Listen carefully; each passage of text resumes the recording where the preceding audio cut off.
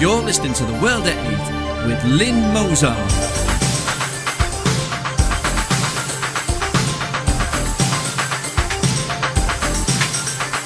The World at 8, the number one in nationalist news.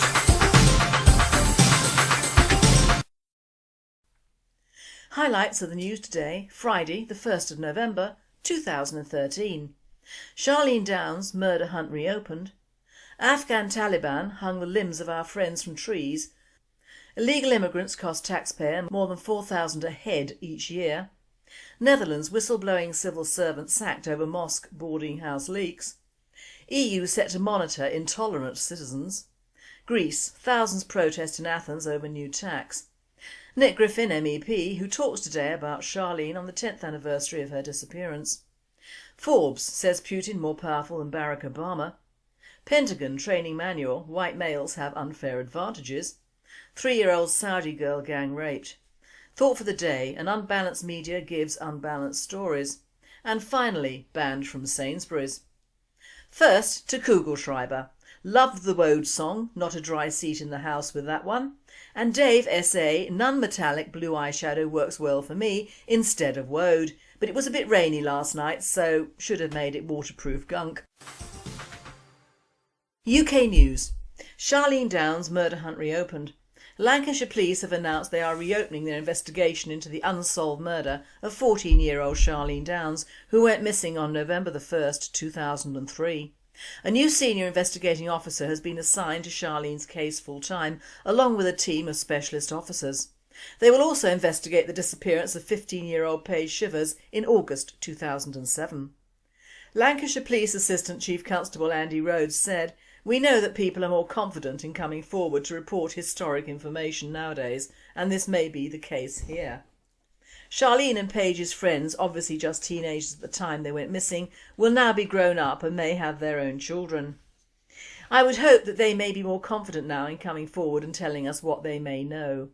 The British National Party BNP has organised a memorial for Charlene and will hold a Justice for Charlene demonstration in Blackpool on Saturday the 2nd of November 2013.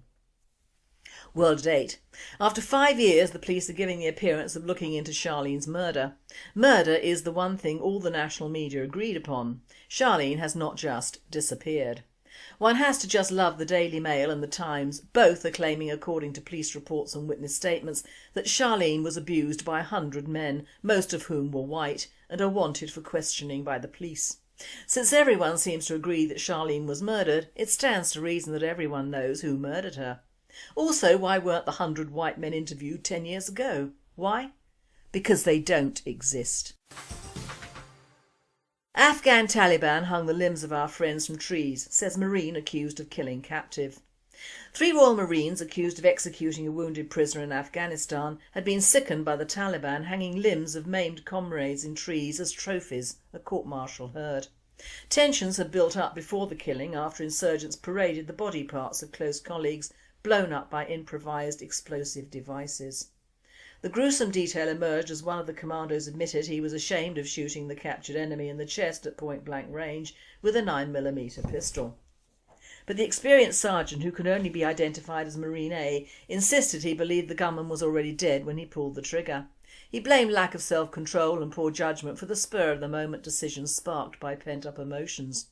In one instance, a respected officer and second colleague were killed and others badly wounded in a roadside bombed strike. Some of the injured men's limbs were not recovered and were picked up by the Taliban and hung in trees as a kind of trophy for the world to see. He said that atrocity had quite a harsh effect on the Marines. World at 8 states, "If an enemy fears you, then your battle is won. If you fear them, it isn't. These soldiers should be commended for their behaviour. I wouldn't have been so restrained seeing bits of my fellow soldiers hung up like a halal killing house." Illegal immigrants cost taxpayers more than £4,000 a head each year. A Home Office report reveals illegal immigrants cost the public purse up to £4,250 and disclosed the controversial Go Home ad vans were more successful than previously thought. It means the total cost of the public purse could be up to £3.7 billion a year, based on previous estimates which said there were as many as 860,000 illegal immigrants in this country. The figure emerged in an official Home Office document which showed the government's controversial Go Home advertising campaign, which included ad vans touring the streets of multicultural areas, saved the taxpayer up to £830,000.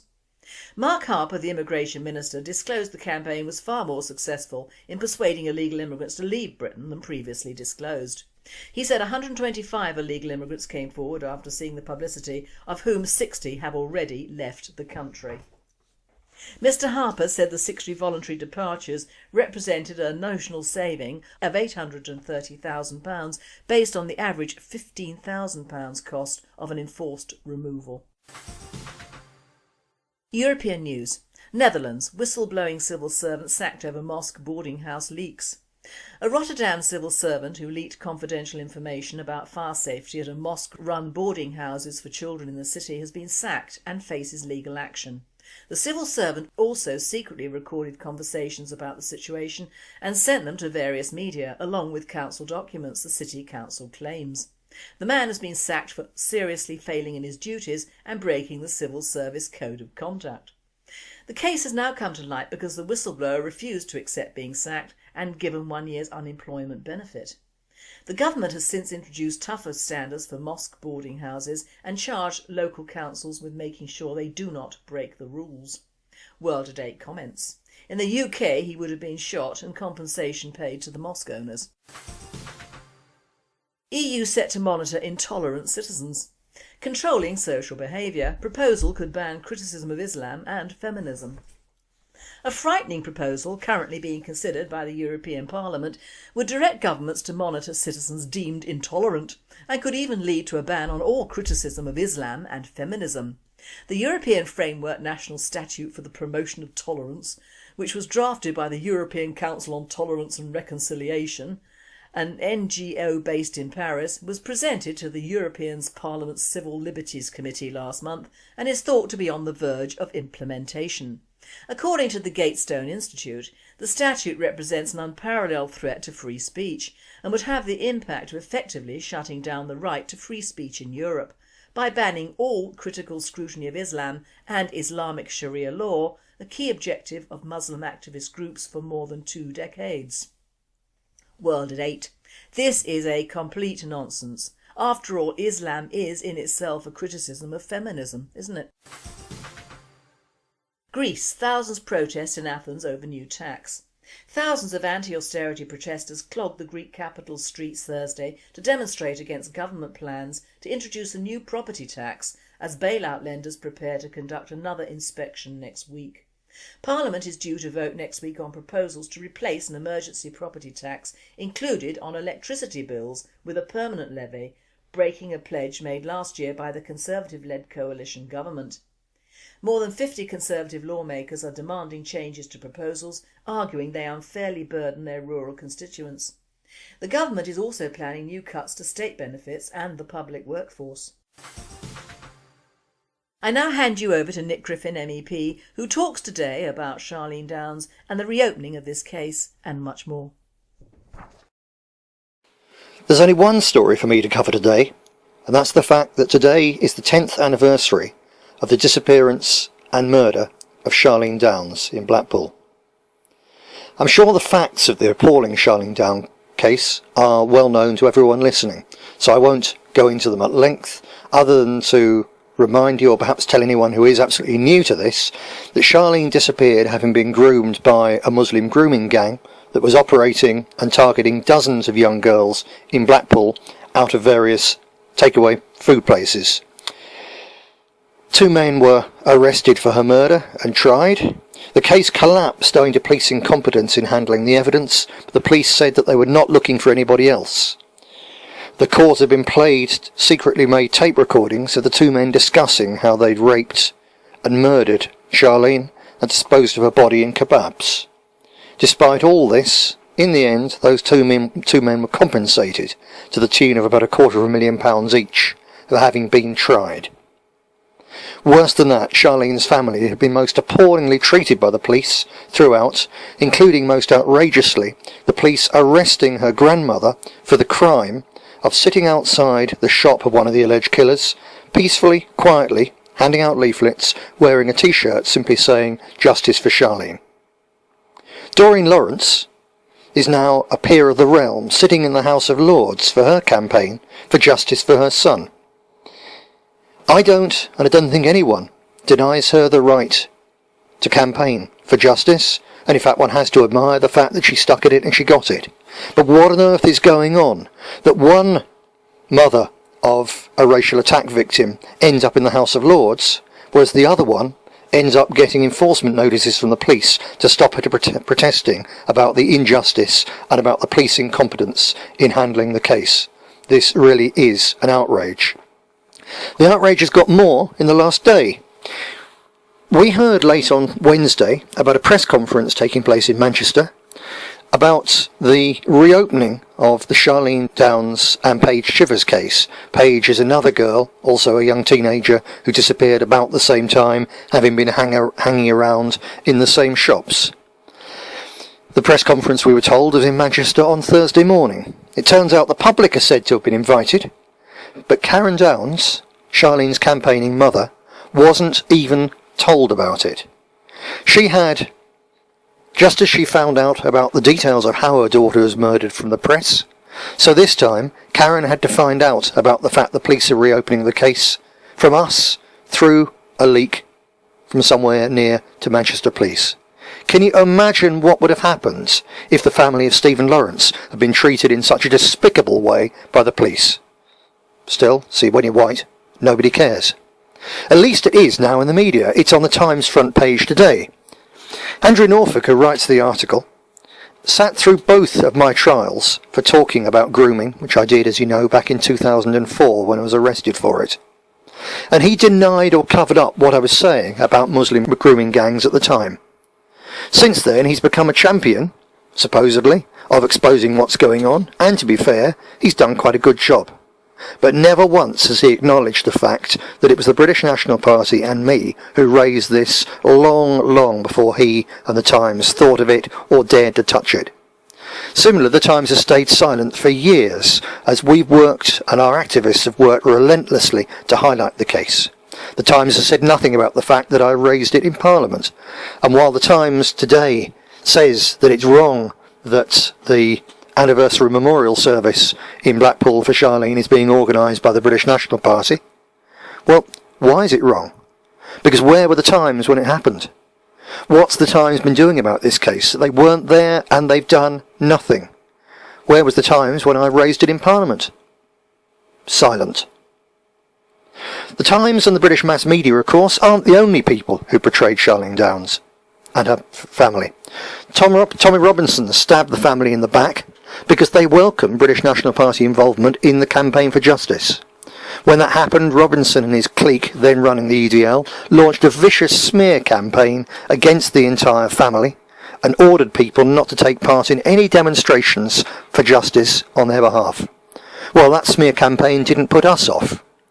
I'd like to note also that several of the North West infidels, now in prison in Liverpool under outrageous circumstances, also played an active role in bringing their people into the campaign with us. And thanks to them, and thanks to all who've turned up, from the British National Party, from the infidels, from the EDL members who didn't listen to the lies of Tommy Robinson, from everybody who's got involved in the long campaign for justice for Charlene Downs. Of course, we're not there yet, but this now is real progress. It's in the media. The case has been reopened. I think the key of why that's happened goes back to a few months ago when BNP TV did a brilliant doorstepping of Nazir Afzal, who's the Northwest head of the Crown Prosecution Service. He admitted there on camera, and it's on BNP TV there, and it's very effective, he admitted that the minute he'd seen this case when he came into office, he knew there was something seriously wrong with it. He said at the time that he couldn't reopen it, it was up to the police. Well, I don't know, but clearly that shook things up. Something has now happened. And now we're told there is a new police inquiry. It's a little bit odd that, because we had been told that the case had never been closed. Well, it clearly was, because if it hadn't been closed, this wouldn't be a new police inquiry, would it? But let's not complain. We've got, and I really do mean we've got, because it's the British National Party and Karen Downs who've secured this new police inquiry. Nobody else. If it hadn't been for us, for our party, for our activists, and for Karen Downs' bravery, if it hadn't been for that, this case would have been forgotten. But now we've got it opened again, and that's really, really good news. I want to close with one particular special thanks, and that's to Margaret Walker, a lady in her 70s down on the south coast, who's been arrested in a dawn raid and hauled through the courts, brutally, appallingly treated, for the crime of writing to MPs and councillors about the Charlene Downs case. Well, Margaret, I know you paid off the fine. I know that you're campaigning again and writing, and I hope you're listening to this, because it's you and people like you who've made this amazing breakthrough possible, whereby now we've got this new police inquiry. Charlene's family, on the very day, the anniversary of her death and their great tragedy, now know that there's really seriously now a chance for justice. We're not there yet, but it's a tremendous achievement, and thanks to all who've made it possible. Thank you, Nick. Quite right about both Norfolk and the Times. World news. Forbes says Putin more powerful than Barack Obama. Russian President Vladimir Putin is more powerful than the United States President Barack Obama, according to Forbes magazine, as Obama comes second. In its 2013 list of the world's most powerful people released Wednesday, Forbes said that it put Putin at the top of the list because he so frequently shows his strength at home and on the global stage. Pope Francis was fourth on the list after China's Xi Jinping, while German Chancellor Angela Merkel was fifth and Italian Mario Draghi, President of the European Central Bank, ranked ninth on the list of 72. Interestingly, Forbes thinks David Cameron belongs at number 11. World at 8. Anyone is more powerful than Obama, half white, half black and wholly Muslim. Cameron doesn't even rate 11th in my book. Pentagon Training Manual. White males have unfair advantages. A controversial 600-page plus manual used by the military to train its equal opportunity officers teaches that healthy white heterosexual Christian men hold an unfair advantage over other races and warns in great detail about a so-called white male club. Simply put, a healthy white heterosexual Christian male receives many unearned advantages of social privilege, whereas a black homosexual atheist female in poor health receives many unearned disadvantages of social privilege, reads a statement in the manual created by the Defence Equal Opportunity Management Institute. The manual, which was obtained by Fox News, also instructs troops to support the leadership of people of colour. Do this consistently but not uncritically, the manual states. World at 8. OK, so what benefits mankind or civilization? A fit, white, educated male or a black, illiterate lesbian female? Now that is a quandary, isn't it? Duh! 3-year-old Saudi girl gang raped. Several men abducted a 3-year-old Saudi girl and took turns in raping her before dumping the child near a hospital in a serious condition. Disclosing the crime on Monday, police said they had arrested 3 suspects and 2 women and that more could be arrested in connection with the rape. Doctors at the hospital in the Western Red Sea port of Jeddah said the child was found crying and in serious condition in front of the hospital on Ramadan 13, adding that she's still in the intensive care unit struggling for her life. World at 8. Poor little creature. I've always been ambivalent about adult or late teenage rapes of one-on-one, do excuse the pun, but gang rapes and the rape of little babies is one thing that really gets me going.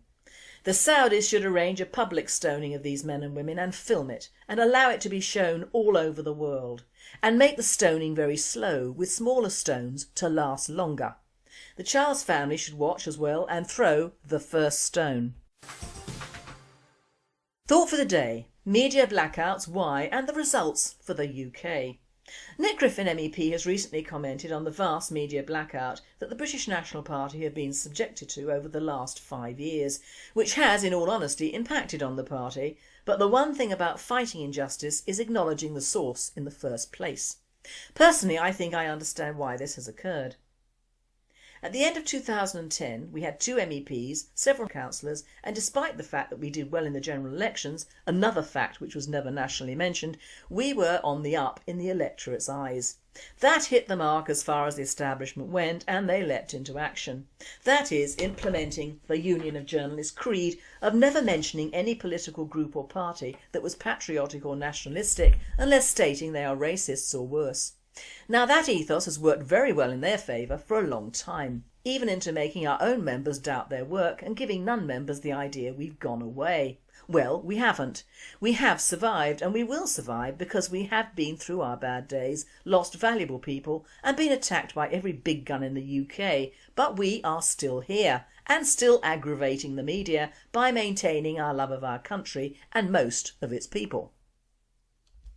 I'm surprised at the main political parties though, because whilst condemning us roundly at every titch and turn, they pinch our manifesto and even go so far as to pinch our logos and take the Union flag, which they have never used before, and making the edge tatty as we've done with the Union heart. Most of these parties have preferred roses, trees and torches in the past. Frankly, I'm surprised they don't all use a camel and a palm tree and just get it over with. But that aside, although the paraphrasing of our own well-known ideas are sickening, especially coming from people who apparently hate everything we stand for, it is good that at least most of the great British public do see now that the sentiments from the British National Party are only common sense and not racially motivated. This bias has hit the popular book media as well. Many UK authors previously untouched by bias are now leaping on the politically correct bandwagon against the BNP. I was ploughing through one the other day and there on a page was a truly biased sentiment. The heroine, a female vicar, said to her pal, "Questioning the impact of social change isn't quite the same as joining the British National Party." Prat is what I thought, and a biased prat at that. Why not the quote, "quite as same as joining the Communist Party"? There was a one-page spread in the Mail yesterday covering the untimely death of a young Sri Lankan in Sheffield. Thavisha Peris, 25, was found dead in a car whilst delivering pizzas from a Domino's pizza. Now, although this young man's death is a tragedy, there is an undercurrent of "why was he over here" thought from me. Now, I know he came over from Sri Lanka in 2011 to complete his education. His family, including his brother who is a software engineer, are all back in Sri Lanka. Thavisha had got a job from a fellow Sri Lankan who runs Domino's along with other Sri Lankans probably, 4 of whom have just left the company now. Isn't that rather odd? He also just got a job as an IT consultant and lived with a bunch of other fellow countrymen in Sheffield.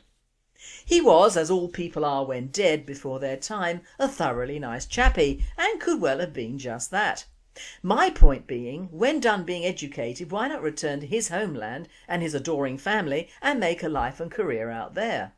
The mere fact that a Sri Lankan is running a franchise like Domino's and only employing fellow countrymen is bad enough, but Thavisha has got a job in the UK which has not gone to a British citizen, and no one is going to tell me that there were no white male students who had studied computers at Sheffield Hallam University who had not applied for this position.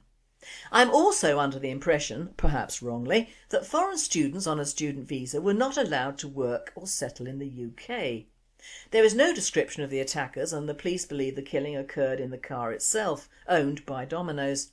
In fact, the whole thing is suspect to me and reeks of a personal or a turf killing.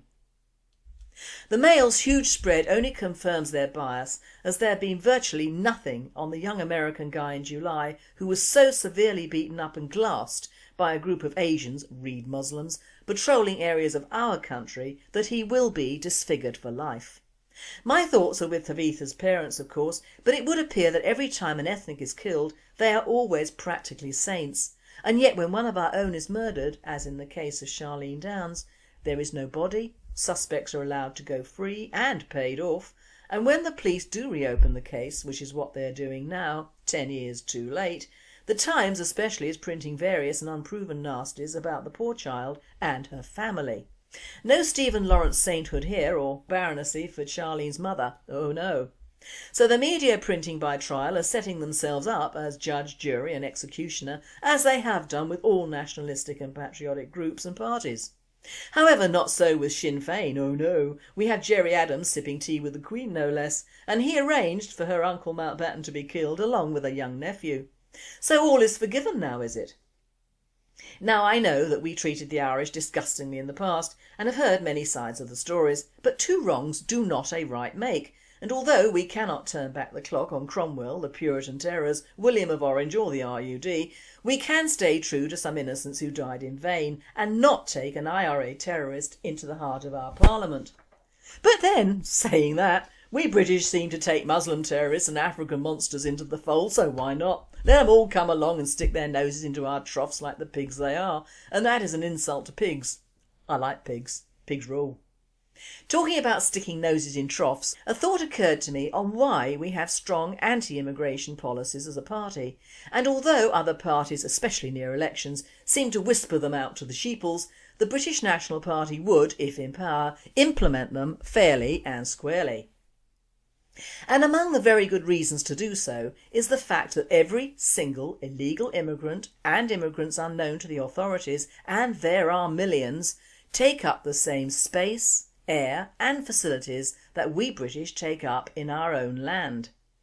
Now this presents a problem in itself. We are not the size of America, Russia, China, India or even the united land masses of Europe.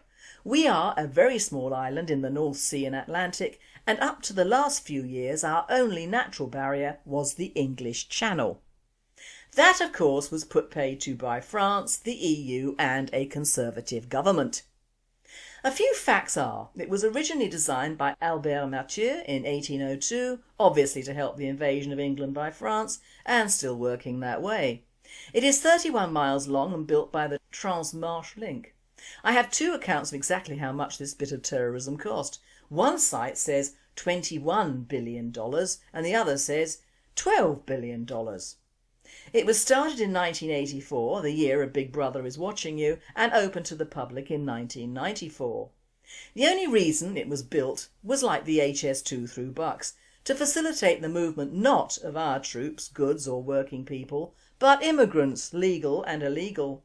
As our stats for immigration have soared since this channel was built, and indeed all our facilities, educational, health and food, have been under threat during and since its building. I am reminded of the actual cost to the taxpayers in the clearing out of a gigantic mass of filth consisting of babies' nappies, soft wipes and bodily waste out of a sewer in central London a few months ago, and if you'd seen the pictures even the most liberal Marxist twat would have heaved.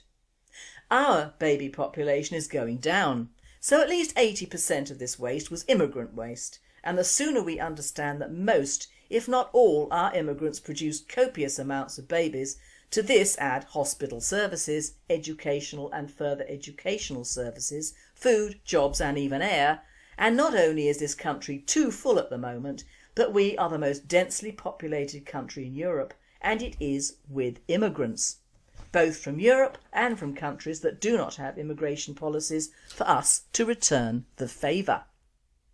It is one-way traffic, and it is deadly. And frankly the journalists should be concentrating, if allowed, on the fact of this exterior inflicted genocide more than primping around some ethnic killed whilst over here taking advantage of our systems that seem to encourage it. We are supposed to be civilised in the UK, so why are we not acting that way? It is an uncivilised society that encourages and pays foreigners to come over, live, work and breed in a culture alien to them, and who moreover are alien to the people they come to live amongst. That is not civilised behaviour any more than the archaic attitude of our media and papers. The media should think more of its own country and people than peoples from thousands of miles away who all come from their own countries of birth to ruin our country of birth. It isn't racist to worry or put your own country and people first. It is civilised, and it's what built strong nations in the past, not the influx of huge amounts of strangers into a country to destroy it from within by sheer numbers, culminating in the breakdown of that nation's socio-economic structures and just about everything else. A point to remember is that the vast majority of these immigrants come from countries with no running water, no lavatories, little food and no public or municipal services, let alone financial handouts.